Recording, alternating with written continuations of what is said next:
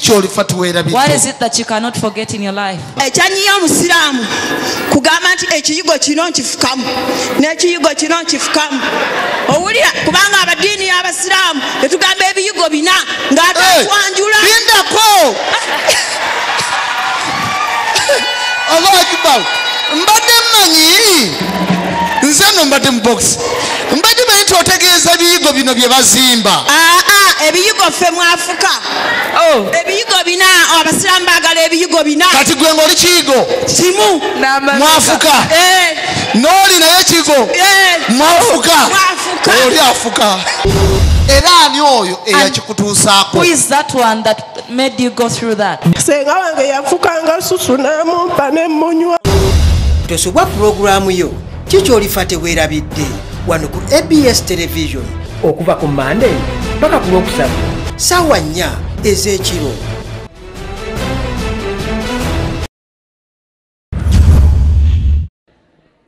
For today I have joy because since I've been coming here in November, I've been having pain. Even I started growing thin because of my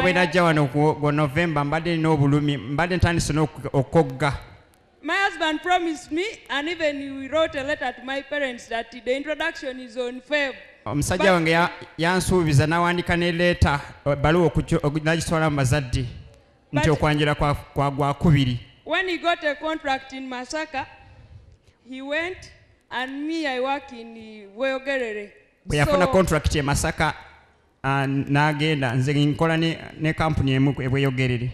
So from there, it passed like 1 month. Okuva awo kyabitawo ng'omwezi mulamba. When I call his phone, call rejected, user busy. Buli lwe nkuba ku simu ye eŋŋamba simu tesobola kuyitamu nyini ali busy. Now your testimony. My testimony is on Saturday I came here. I met with you in the counseling room. I took the anointed oil. Continue. I took the anointed oil, and when you came and preached, you were like, if your man left, you get that oil, you put where he always sleeps. If he left the shoes, you be putting it there. He didn't leave me with anything, but I put the oil where I could sleep. I'm telling you, Pastor, on Tuesday the man came back.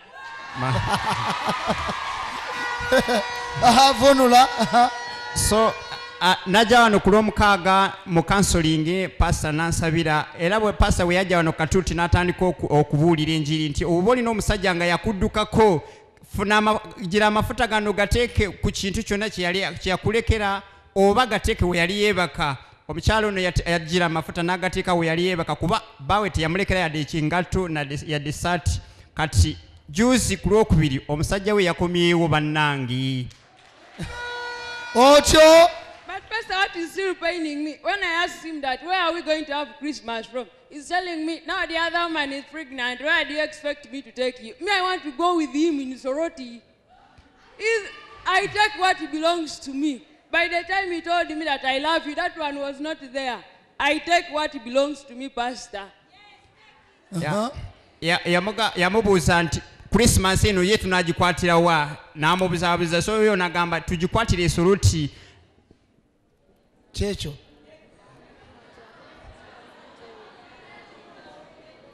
I beg your pardon. I inquired from him that now you've come back. Yamubuuza n'amugamba nti kati okomyewo. Where are we going to eat Christmas from? Christmas eno tugenda girira side ki. Like, you know, the other woman is pregnant. Now for you, you're not pregnant. Yaŋŋamba nti oli omukazi mujawo ali lubuto ate gwe toli lubuto. Pastor, if it is possible, let that pregnancy come out. Because by the time he was telling me that I love you, that pregnancy was not there. I was the first lady to him. Pastor, nkwegayiridde omukazi oyo lubuto luveemu kuba nze yamusookako. Bwe kiba kisoboka luveemu. Nze yamusookako. I want it to come out right now. I can produce. Nange esobola okuzaala. Ekibuto kiveemu. Let it go out. Nawe osobola okuzaala wamu. I can also produce. Gw'olina okuzaalira bbaawo wekka. It's me who can produce for my husband. Sure.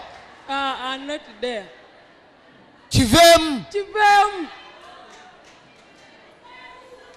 kati asula we waka. Where does he stay? Now, Pastor, the thing is like this. For him, he got a contract.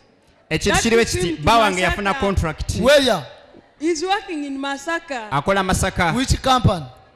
Which company chi? It is this one. I don't know even very well. You don't know. But he was working in the Bugorob Medical Center because he's a medical doctor. He was working with the Bugorob Medical Center. Okay. He's a medical officer. He's called who? He's called Dr. Oilo James. Bamwita Dr. Orio James. Okay. You tell him Mugambe. that I'm your wife. Nze mukazi wo. I don't want you to get another wife. Sagala ofune mukyala mulala. And you are not supposed to get any child from another woman. Toyina kufuna kintu kirala kuno kuva mukazi omulala. My husband Oilo James. Bawange Oyo James. So komuleke, go. I'm a recruit Betty as your wife, as you promised. You took me to your parents. That is a gift from God. When you said like that, let it be like that. I don't want that child which you said that you impregnated another girl. Not there. Let it come out.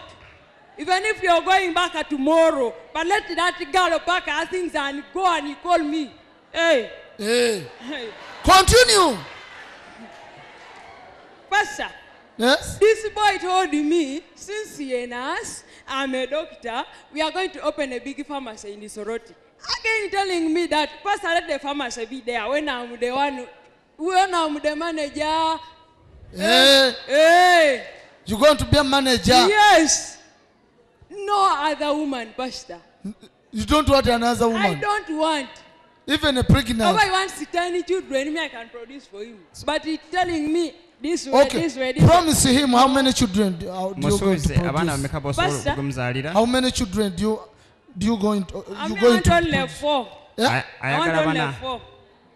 Banaboka. 4? Only 4 like this. Why 4? Pastor, I don't want very many. I will not enjoy my life. And even when you produce very many. Please. 12 children. No, Pastor. I want only 4. She wants 4. With those 4, you can educate them. Even you can bring Pastor Igamane who prayed for you. Oh my God. Yes. Okay, God bless you, my daughter. God bless you. What is it that you cannot forget in your life? Nsumba kunaku lw'omukaaga najja wano eno n'ensaba n'ensulawo n'enzirayo ewaka n'engamba kojja wange nva ku kyaki nva kusaba ko yovaawo oyo pasa mu musiru ko nze nedda ani ayogera ekyo kojja wange naye Uganda bye Uganda bye n'amera omumeza amannyo n'avuma yiga neze mukama nti kula omugugu sinze yakomerya ku musalaba otyo Nsumba ne mugamba njagala kuddayo ku Saturday kusaba naye siina ssente nangamba ogenda kukola otya kuba nange siina ssente ne mugamba nja kuyiiya ne mbeerawo nga siina ssente kati ku lunaku lwokutaano nali ndi awo nenfuna mukwano gwange ampeereza ssente ne mugamba ngenda kujja nkulabeko naye yazimpeereza agenda mulabako naye sagenze sasobodde genda mulabako. Okay, mukwano gw'omukazi musajja musajja kyembadde nnoonya bambi nga blaza wo si blaza wange. Okay, nga anko wo si anko wange kati yazikuweereza ngani? Just boyfriend. Yeah. Kati wamukuula era pasita kiraka namukudde ate naye nakkiriza kati wakudde waaki? Pasita nzinadde njagala okujja osaba n'akuwa ssente? yazisindise ku ssimu naye wedde akuba essimu nagigyeko. Gwe mukukuula okwata kisooka? nedda pasita nesikuula.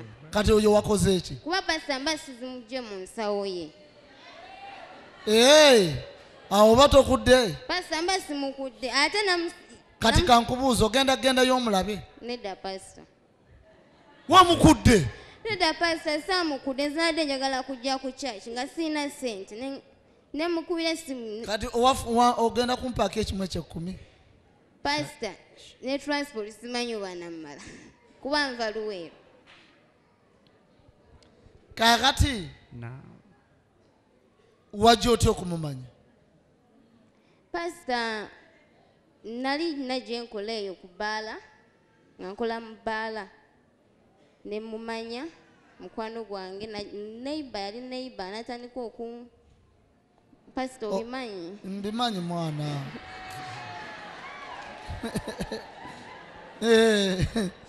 Pastor kati ze ntuka ekiseera nenvaawo ku mulimu nengende wa anko wange eyo gye mbeera. Anko wange wano wembadde wabadde abeera nasenkawo nadde e Luweero. Kati nva Luweero Pastor nenzija eno.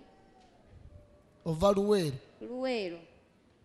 Luweero? Iye. Okujja wano? Iye. Nga anko wange. Kiki olifa twerabidde mu bulamu? What is it that you die and you not forget? Pastor kyendifa serabidde ku nsi ye musajja nze Pastor nali nfumbiddwe omusajja nga tukyali baana bato.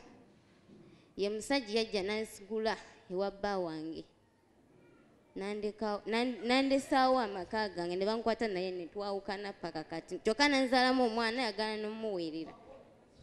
Bakwata naye? Iye Pastor. They caught you with him. Baawe yakwata n'omusajja oyo? Your husband caught him with you. Yabasangawo? Where did he Mu find you? bitooke.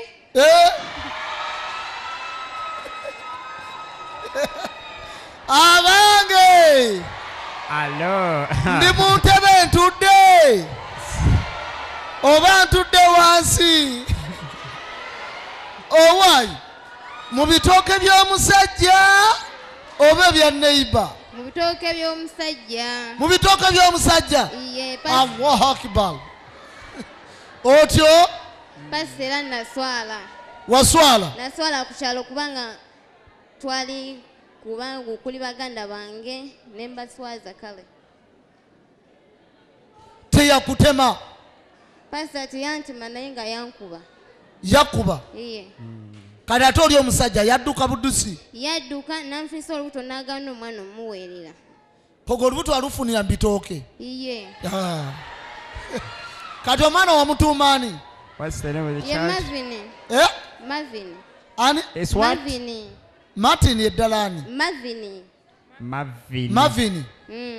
Mutuume nabitooke. Sobola. Teyava mu bitooke? Nabitooke Marvin.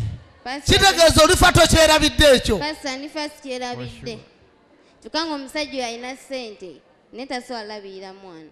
Kyokka yakusigula ewabbaawo? Yamwegaana. Kati awe babakwatira awo mwasigala mugenda mu maaso oba mwakomaawo? Pastor kumpi twakomaawo kubanga yasooka n'ajjako ewaka nga tumaze okwawukana. N'ajjako ewaka n'annimbalimba ngenda kupangisiza ennyumba ekyusa biki guma totya tompaayo nga ye yeefudde nti yadduse. Pastor negenda ewa chairman ze namuwaayo. N'ogenda wa? Twagenda ewa chairman ne muwaayo. Ani gwawaayo? Omusajja. N'omuwaayo otya?